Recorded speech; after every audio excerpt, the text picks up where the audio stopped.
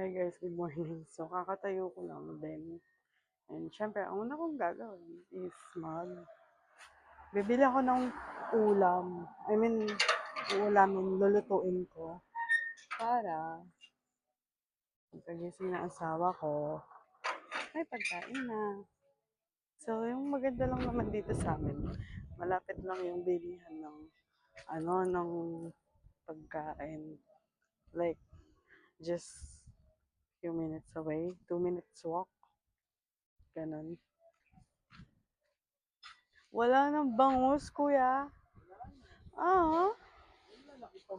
So, ayun guys, since walang bangus, gusto ko magluto ng bangus. Wala. Magluluto na lang ako ng torta. Ito lang si meron eh. Like yung mga ingredients. Wala akong maisip na lutuin dun sa iba eh. So, ito. Yung giniling ang lulutuin ko. Yung niluluto ko kasi kami lang naman ng asawa ko kakain. Ayan guys, prinito ko muna yung carrots and then katapos niyan yung patatas. Huwag yun nang i-judge kung madaming mantika, dinidikit kasi yung carrots eh.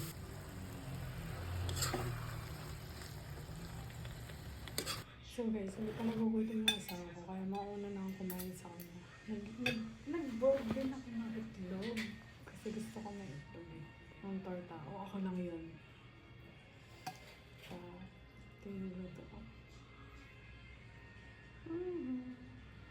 Mauna na ako sa kanya. Kasi gutom na ako eh.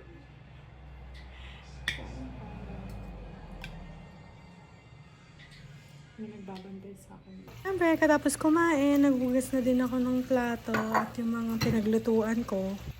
And ayan guys, papasok na yung asawa ko sa work niya. Sasara ko lang yung gate.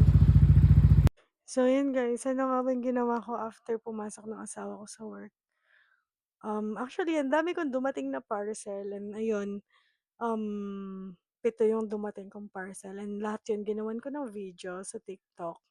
Kasi ipo-post ko siya. Ay, nag-affiliate kasi ako sa TikTok, guys. Follow niyo na ako sa TikTok.